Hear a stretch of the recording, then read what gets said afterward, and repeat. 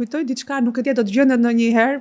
Televizori kishte filluar të dilte në rrugë, ishte çliruar pak. Një herë mbasi u legalizua pluralizmi politik, edhe sepse më kapi në rrugë dhe më vën mikrofonin. Patëherë ishte një gjë që e respektoje kameran edhe më thon, si të duket koha tani. Ishte shumë shpejt, ditë mbas saj edhe unë thash, po ka demokraci, ka çdo gjë, një besim i verbër.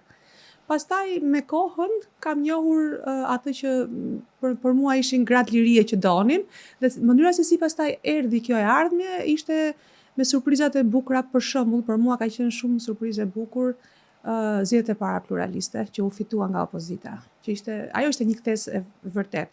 Rënia e bustit, rënia e monumentit, se thuat busti, po ka qenë statuj.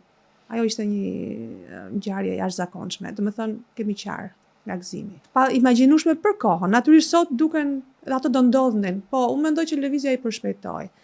Shumë kthimi pronave, duke ardhur nga një familje që kishte prona të konsiderueshme në qytetin e Tiranës, dukesh si e pamundur, duke ditur indoktrinimin e thellë të shoqërisë tonë, mirë po kur ka dalë ligji për kthimin e pronave, aq sa u parashikua, për mua ishte më shumë një shpagim, një gjë, një kthimi një drejte ose kthimi moralit në vend, më shumë se sa të themi se ishte e vështirë siç u pa koha, pse pati të shgënjime, kuptohet.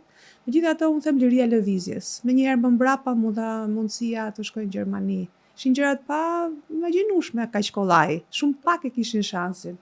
Pra liria e lëvizjes, kemi bërë shoqatën, unë kam qenë themeluese e shoqatës ndër të parat ambientaliste Perla. Pra ishin gjitha këto, domethënë nuk e kisha menduar ditën që ne bënim protestën, kur lexonim, dëgjonim Helsinkin, unë nuk e dija totalisht ç'a ishte, po tash kishte besimi verbër në lirit, dhe pastaj me kohën filluan të shpërfaqen cilat ishin këto liri.